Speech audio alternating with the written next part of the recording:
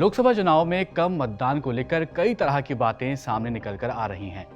आप सभी जानते हैं कि इस बार चुनाव पिछली बार यानी 2019 की तरह ही 7 चरणों में हो रहा है, जिसमें से पहले 2 फेजेस में मतदान कितना हुआ है इसकी डिटेल निकलकर सामने आ गई है।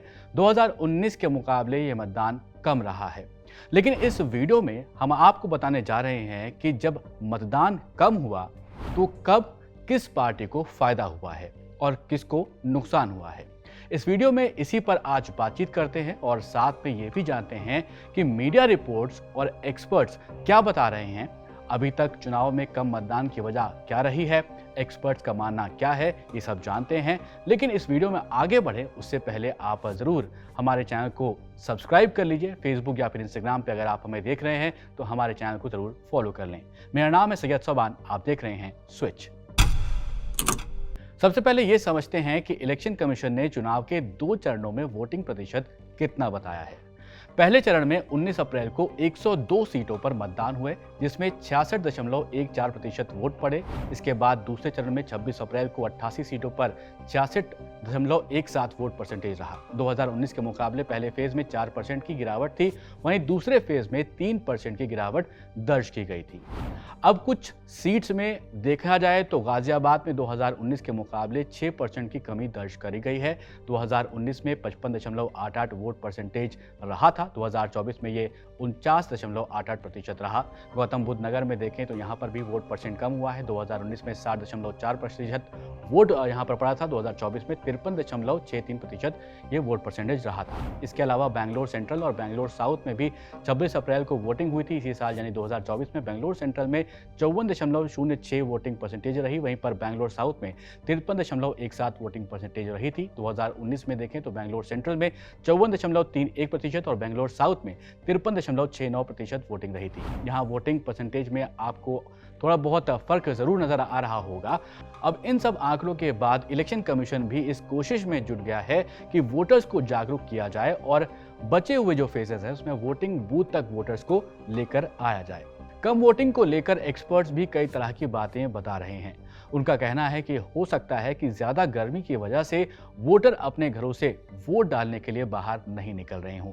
वहीं दूसरी तरफ ये भी कहा जा रहा है कि पलायन भी इसका एक कारण हो सकता है। जो लोग अपने घरों को छोड़कर दूसरे शहरों में काम करने आए हैं, उन्होंने अपने वोटर आईडी कार्ड में बदलाव नहीं किए हैं। कुछ एक्सपर्ट्स का मानना है कि इससे सत्ता पक्ष को फायदा हो सकता है, क्योंकि जो लोग विपक्ष की हार को स्वीकार कर चुके हैं वो वोट डालने नहीं पहुंच रहे हैं। तो दूसरी तरफ ये भी बात सामने आ रही है कि जो लोग ये मान चुके हैं कि सत्ता में वापस बीजेपी आ रही है, वो वोट करने ही नहीं निकल रहे हैं, क्योंकि लोगों ने मान लिया है कि जो भी वोट डाल रहा है वो सत्ता पक्ष को ही डाल रहा है। खैर, अब इतिहास के पन्नों को भी पलट लेते हैं और देखते हैं यहाँ क्या कुछ मिलता है। जब भी चुनाव में वोट परसेंटेज गिरा है तो किस पार्टी को फायदा मिला है और किस पार्टी को नुकसान पहुंचा है। जो पुराने आंकड़े हैं उससे ये बात निकलकर सामने आती है कि कम वोटिंग से सत्ता पक्ष को नुकसान भी हुआ है और फायदा भी हुआ है। कैसे, वो भी समझिए। साल 1971 में जब लोकसभा चुनाव हुए तो यहाँ पर सबसे कम वोटिंग दर्ज की गई थी। तत्कालीन इंदिरा गांधी की सरकार यानी कांग्रेस की सरकार ने बहुमत हासिल कर फिर से सरकार बनाई थी। Ministry of statistics and programme implementation की एक रिपोर्ट में इस बात का जिक्र मिलता है कि 1971 में सबसे कम वोटिंग हुई थी, जो महज 55.3% थी। जब चुनाव के नतीजे सामने आए तो सत्ता में मौजूद इंदिरा गांधी सरकार की पहले से बेहतर परफॉर्मेंस रही थी। उस वक्त 518 में से 352 सीटें कांग्रेस को हासिल हुई थी, जिसमें उसको 43.68% वोट हासिल हुए थे। इसके बाद दूसरे नंबर पर communist party of India Marxist को 5% वोट के साथ 25 सीटें मिली, भारतीय जनसंघ को 7% वोट के साथ 22 और इंडियन नेशनल कांग्रेस ऑर्गेनाइजेशन को 10% वोट के साथ 16 सीटों पर जीत मिली थी।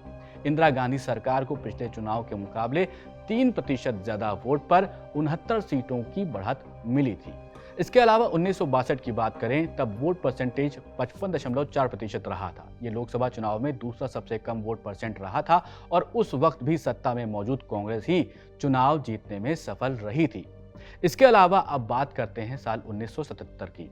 बाकी लोकसभा चुनाव के मुकाबले वोट परसेंट बढ़ा था, तब कांग्रेस को हार झेलनी पड़ी थी। उस वक्त जनता पार्टी को 295 सीटें मिली थी, वहीं कांग्रेस 154 सीटों पर सिमट गई थी। इसके अलावा आप ये भी देखें कि 1984 में भी वोटिंग परसेंटेज बेहतरीन रहा था। 1984 के चुनाव तत्कालीन प्रधानमंत्री इंदिरा गांधी की हत्या के बाद हुए और कांग्रेस ने रिकॉर्ड 414 सीटें हासिल की थी।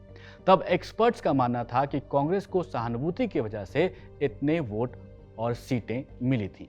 इसके बाद अगर आप देखें तो 2014 में मोदी लहर में 66.40 वोटिंग परसेंट रहा था। 2019 में 67% के आसपास वोटिंग परसेंटेज रहा। मोदी सरकार को 2014 में 282 और 2019 में 303 सीटें मिली थी। वोटिंग परसेंटेज की बात करें तो वोटिंग के रिकॉर्ड टूटने पर 2014 में सत्ता पक्ष यानी कांग्रेस को नुकसान हुआ था। वो चुनाव हारी और 2019 में ताबड़तोड़ वोटिंग के बावजूद सत्ता पक्ष को कोई नुकसान नहीं हुआ। मोदी सरकार बरकरार रही थी।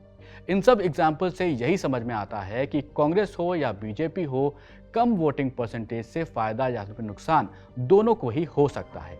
इसके नतीजे हमारे सामने 4 जून को आ जाएंगे। कम वोटिंग की वजह से क्या लगता है आपको कि किसको फायदा इस बार मिलने वाला है? जरूर कमेंट बॉक्स में बताइएगा और ऐसे ही वीडियोस देखने के लिए कीप वॉचिंग स्विच।